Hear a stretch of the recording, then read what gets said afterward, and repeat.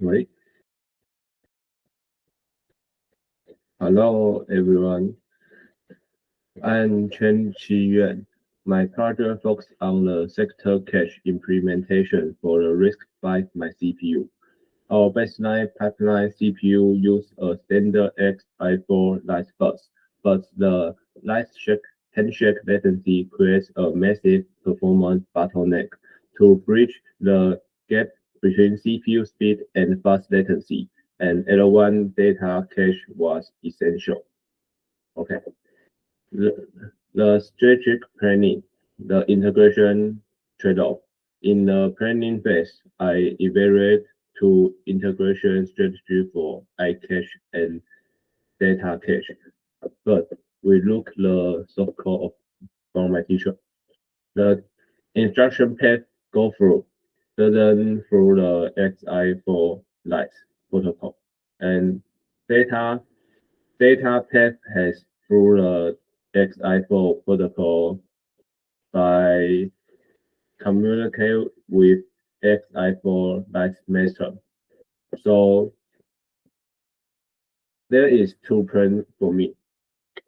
Plan A, dual master harbor, offer the best performance but require a breaking change to the entire SoC bus switch. And Plan B, internal arbitrage, avoid SoC change but significantly increase SSN complexity and deadlock risk. The decision I chose a progressive development strategy since a non-blocking data cache was our most critical requirement. I prioritize quality over quality. I I prioritize quality over quality. I default the iCache to focus entire on perfecting the sector data cache and its complexity response logic, ensuring a stable and verifiable architecture.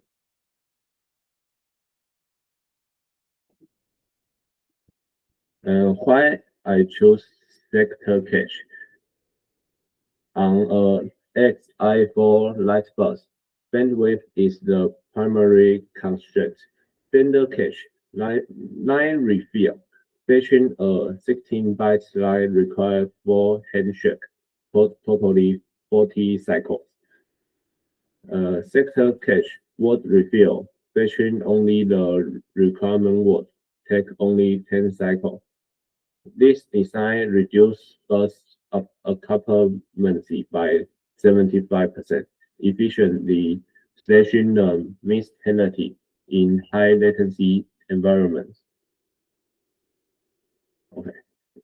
My replacement policy and hardware efficiency. I utilize a direct mapping architecture for maximum efficiency.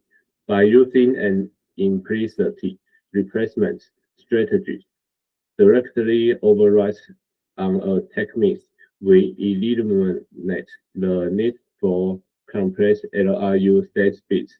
The minimize this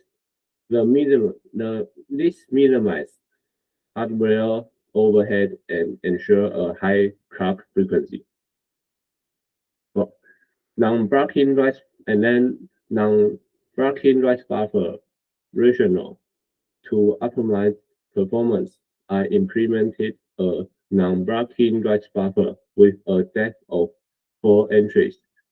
We choose this depth to absorb but of stored instruction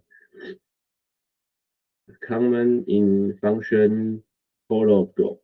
This allows the CPU to continue its execution while the buffer drain in the background only store if the buffer becomes completely full. And my data coherent and forwarding logic. A Now I show you first.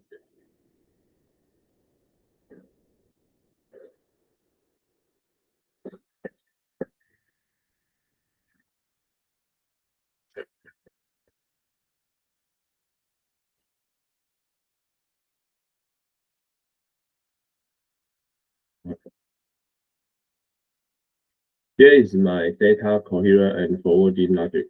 To prevent read after write header, I implement store to load forwarding. This cache simulation check the SRAM and the write buffer. If the buffer match is found, the CPU receives the latest data immediately. However, we strictly apply an IO exclusion to for address above 0x2000000 to ensure volatile I/O devices are accessed direct via this bus. And the bus simultaneous and store conditions to maintain pipeline correctness. The cache only accepts a busy signal under three conditions. First is read miss.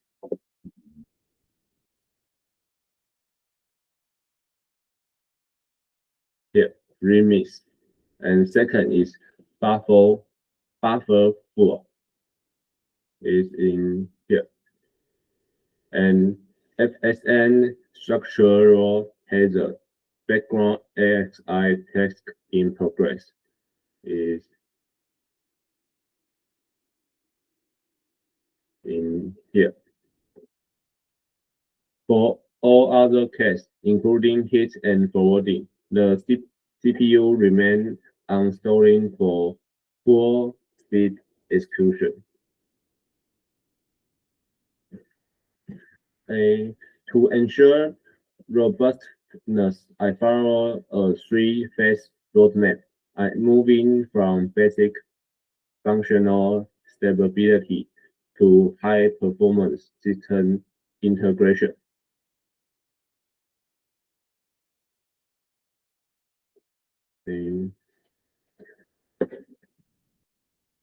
First, phase one, we can see the code at here is CPU.txt and sector cache.txt. The foundation blocking cache. We began with a blocking sector cache. The goal was to verify the FSN to XI iteration, while performance was basically storing the CPU on every miss or write. This phase was critical for elimination timing header and establish a stable communication foundation. We can see the code.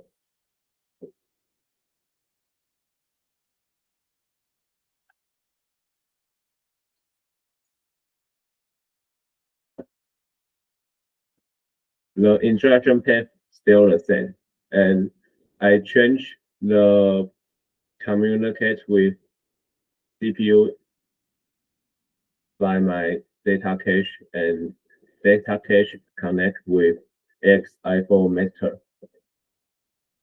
And the sector cache part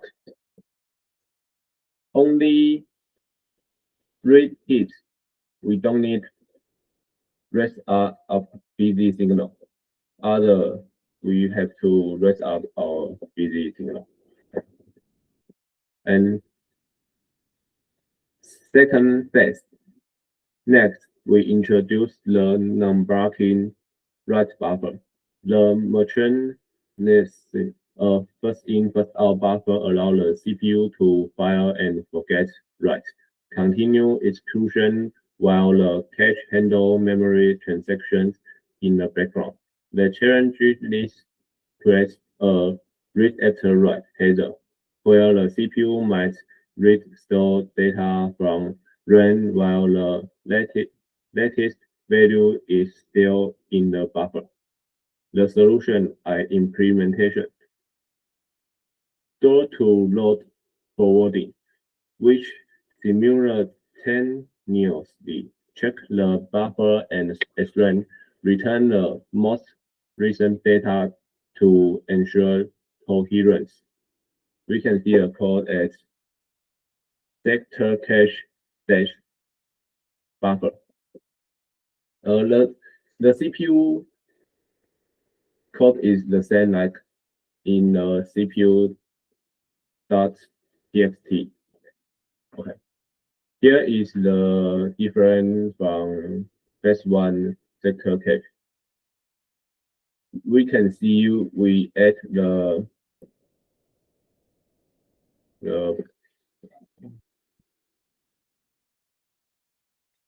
the buffer depth is full. We already explained why we choose for buffer depth. And here, okay. Here we can see we only have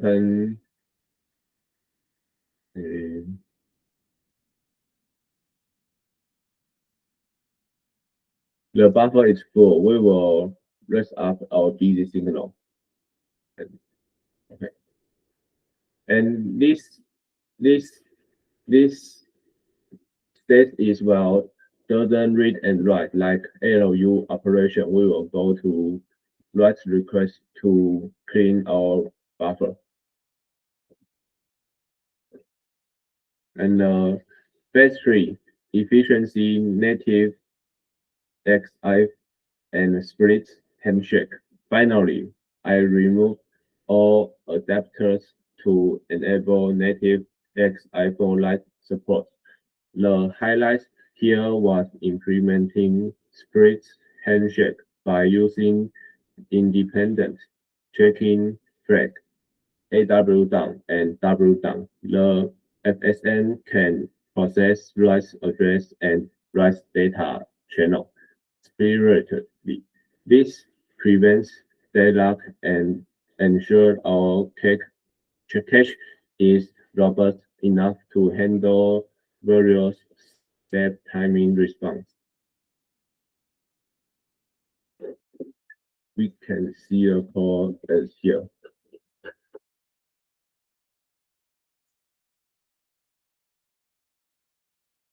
You can see our sector cache IO change to the memory path change to XI for light interface.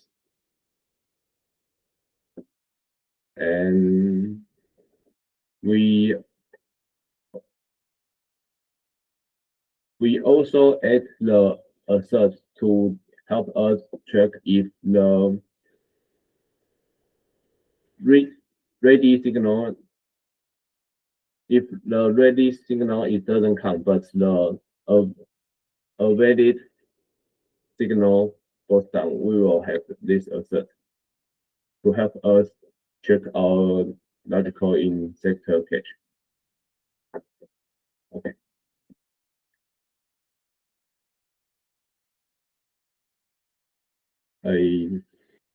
Next we get in verification, and I have the 6-phase test strategies.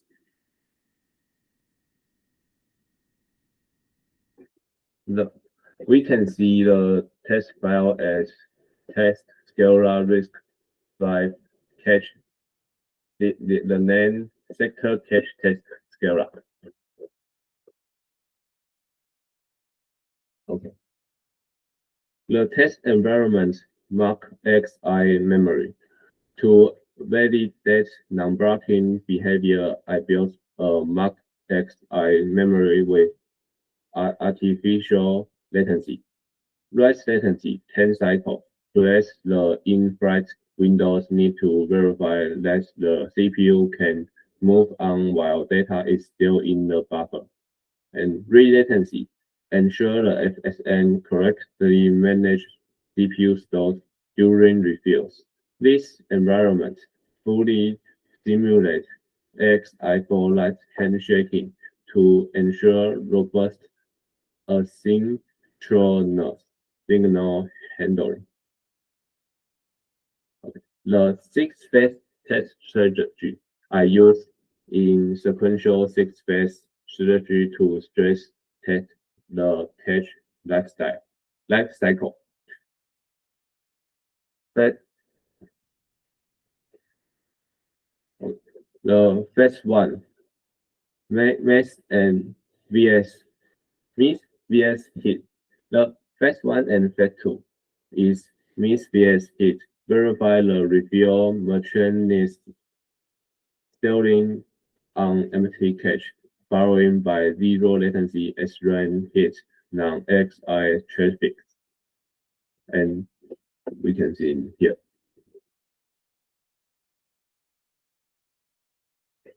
And then the phase three, non-blocking writes.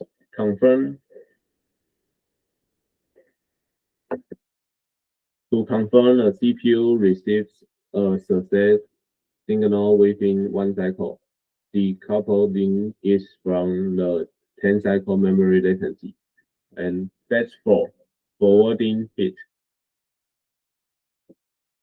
Read 0x100 address while the write was still pending in the buffer. The provide the store to load forwarding works, preventing read after write hazard. And phase 5, post write back consistency. Verify that SRAM updates correctly after the buffer flush. Maintaining data integrity.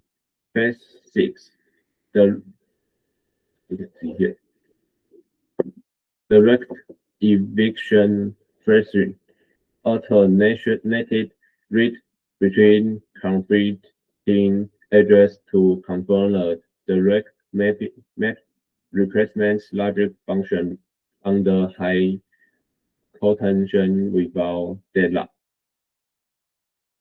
And the closing the verification by passing these 6 phases, we confirm that the vector cache provides data coherence, successfully latency decoupling, and reliable resource management.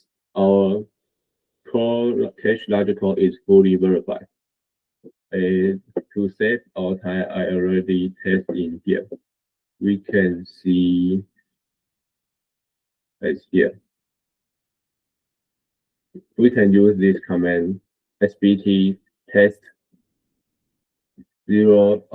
test only risk cache sector cache test here. The 6 phase all test. Okay. Right now, following component verification, I conducted a full system integration test via the debug write test. This milestone confirms that the pipeline CPU and sector cache operate as a unified system. The scenario, the CPU execute a program target a memory write to debug address 0x1000. The execution, the simulations monitor the memory bus and detect the target data within just 100 cycles. The result, a subsequent debug read confirm the value 0x1197 was accurately stored in memory. You can see our test here.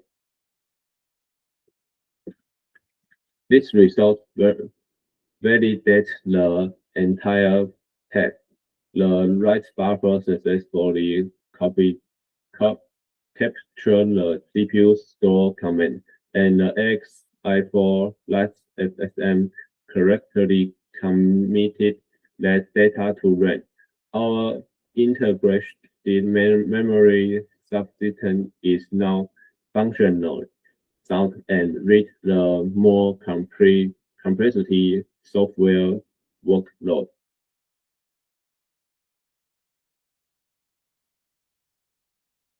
Okay. In In conclusion, I have successfully implemented a high-performance L1 data cache feature featuring sector tag, non-blocking write buffer, and native XI4 write integration. However, true engineering involves re- recognizing the boundary of a design and identifying paths for improvement. While our six-phase strategy confirms functional correctness, two areas remain for future development. Random fusing transition from direct test to large-scale random testing to uncover rare edge tests in FSN transitions. Protocol resilience implement error handle for XI4 bus signals like SLVERR and or DECERR to ensure the system remain robust under unstable hardware conditions. The engineering reflection the path to redesign. If I was to start this architecture over, I would implement two major changes. First, a decoupled FSN architecture. Our current unified FSN creates structural hazard. Occasionally stall the CPU while the XI interface is busy. I would redesign this into independent front-end and back-end FSN. This would enable true parallel this allow the CPU to continue write to the buffer even during background the bus transactions. Second, early formal verification. Manual waveform debugging for XI backlogs was a significant time sink. Integrating formal verification and assertion early would have caught protocol and timing violations automatically, drastically shortening the develop cycle. And my final thought, this project was a deep dive into balancing performance with protocol complexity. This sector cache provides a solid baseline, and the insights gain a handshake management and memory coherence will be fundamental to my future work in computer architecture. Thank you, everyone.